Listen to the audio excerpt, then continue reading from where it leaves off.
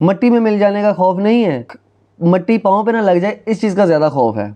इसीलिए कारपेट बिछाया गया कि लगते हाथ अपनी कब्र भी सोने की बनवाते जाए।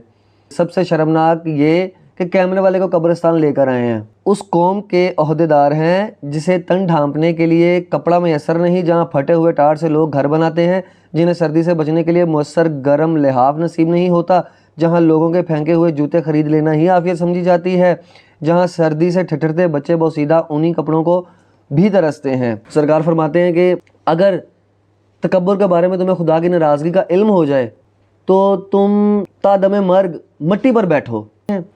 जो लोग दुनिया का सामान दुनिया ही के लिए हासिल करते हैं वो इसे छोड़कर चले जाते हैं और फिर हिसाब भी देना होता है। और जो लोग यहाँ से, ये दुनिया दर हकीकत साहिबाने अकल की नज़र में एक साए जैसी है जो फैलते फैलते कम हो जाता है और देखते देखते सिमट जाता है कि वो इसे दर्द बनाकर रखेगा या दवा बनाकर इसके ज़रिए दर्द आखिरत का इलाज करेगा।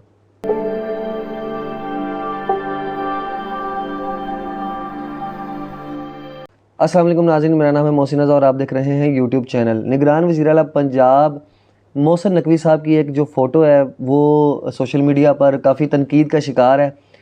लोग बड़े गमो गुस्से का इजहार कर रहे हैं। तस्वीर उनकी कुछ इस तरह से है कि उन्होंने पिंड दादन खान अपने किसी आबाई गाँव में गालबन अपने किसी रिश्तेदार की कब्र पे वो गए हैं, कब्रस्तान में गए हैं वहाँ फातह खानी करने के लिए, लेकिन वो पूरे अपने प्रोटोकॉल के साथ गए हैं और सब जो जिस वजह से उनको तनकीद का निशाना बनाया जा रहा है वो वजह यह है कि कब्रस्तान में जो है वो रेड कारपेट बिछाया गया है और वो रेड कारपेट पे चलते हुए जा रहे हैं, जिस वजह से लोगों ने उन्हें काफ़ी तनकीद का निशाना बना रहे हैं और लोग जो है ऐसे ऐसे कमेंट्स कर रहे हैं। कुछ कमेंट्स मैं आपको सुनाता हूँ, फिर उसके बाद इस पर थोड़ी सी बात करते हैं। यहाँ पे एक भाई कह रहे हैं, कोई किसी ने कमेंट किया कि हमारे हुक्मरानों ने सिवाय फ़ोटो सेशन के और कोई काम नहीं किया। एक साहब कह रहे हैं कि मट्टी में मिल जाने का खौफ नहीं है, मट्टी पाँव पे ना लग जाए इस चीज़ का ज़्यादा खौफ है, इसीलिए कारपेट बिछाया गया। किसी ने कहा जी मौत भूली है इनको, किसी ने कहा जी याशी के थोड़े दिन रह गए हैं, कोई कह रहा है गरीब अवाम के पैसों से ये सब कुछ किया जा रहा है। अच्छा, ये एक किसी खातून ने कमेंट किया कि काम करे जाते जाते अपनी कब्र भी लगते हाथ अपनी कब्र भी सोने की बनवाते जाए। अच्छा, ये एक बड़ी पते की बात किया किसी बंदे ने कि सबसे शर्मनाक ये कि कैमरे वाले को कब्रिस्तान लेकर आए हैं। कोई कह रहा है अस्तगफिरुल्लाह, कोई कह रहा है एक मकरूज़ कौम का निगरान वज़ीर आला। एक साहब कह रहे हैं कि ये उस कौम के ओहदेदार हैं जिसे तन ढांपने के लिए कपड़ा मैसर नहीं, जहाँ फटे हुए टाट से लोग घर बनाते हैं, जिन्हें सर्दी से बचने के लिए मुयस्सर गर्म लिहाफ नसीब नहीं होता, जहाँ लोगों के फेंके हुए जूते खरीद लेना ही आफियत समझी जाती है, जहाँ सर्दी से ठिठुरते बच्चे बोसीदा उन्हीं कपड़ों को भी तरसते हैं। एक ने कहा जी जिस दिन इस मुल्क में हकीकी जमहूरियत बहाल होगी हमारे पास आगे रहने देता हूँ। कुछ सख्त बातें भी लोग कर रहे हैं। देखें, इस पे मैं भी क्या बात करूँ, कब्रिस्तान भी लोग जाते हैं ना, कोई बड़े से बड़ा आदमी भी जाए तो वो उसके अंदर डर खौफ एक होता है कि यार कल को मैंने भी मरना है, मैंने भी यहाँ पे जाना है। तो अगर ये कहा जाए कि जी उनका ज़ाती मामला था, इस पर तबसरा नहीं करना चाहिए। देखिए, हर बंदे का ठीक है ज़ाती मामला होता है, कोई किसी तरीके से जाता है, कोई किसी तरीके से जाता है, लेकिन जो वज़ीर आला पंजाब साहब हैं ये एक अवामी नुमाइंदे हैं, ठीक है। तो अवामी नुमाइंदा चले, मैं उस तरह से नहीं कहता कि ये चुने गए हैं या वो इलेक्शन लड़के आए हैं, निगरान वज़ीर आला हैं, लेकिन हैं अवामी कुर्सी तो इनके पास है।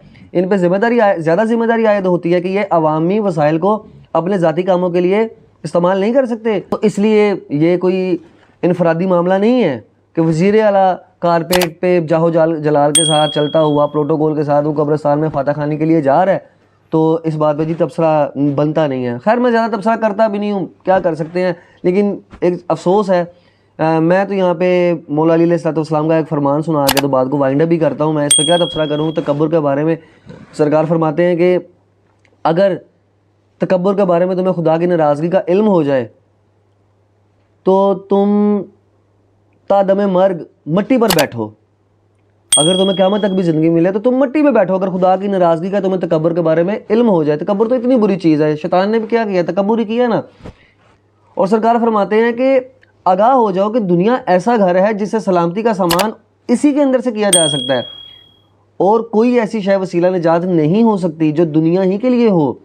लोग इस दुनिया के ज़रिए आजमाए जाते हैं। जो लोग दुनिया का सामान दुनिया ही के लिए हासिल करते हैं वो इसे छोड़ कर चले जाते हैं और फिर हिसाब भी देना होता है। और जो लोग यहाँ से वहाँ के लिए हासिल करते हैं वो वहाँ जाकर पा लेते हैं और उसी में मुकीम हो जाते हैं। ये दुनिया दर हकीकत साहिबाने अकल की नज़र में एक साए जैसी है जो फैलते फैलते कम हो जाता है और देखते देखते सिमट जाता है। हकीकत अमर यही है कि इस दुनिया के दर्द का इलाज दुनिया से ही है, लेकिन ये मसला भी नहायत वाज़ेह है कि दुनिया को हदफ और मकसद बना लिया गया है और फिर ये सरदर्द बन जाता है। और अगर इसे वसीला और ज़रिया बना लिया जाए तो फिर ये दवा बन जाती है। अब ये इंसान की अकल को फ़ैसला करना है कि वो इसे दर्द बना कर रखेगा या दवा बनाकर इसके ज़रिए दर्द आखिरत का इलाज करेगा। मुझे दीजिए इजाज़त। अल्लाह हाफिज़।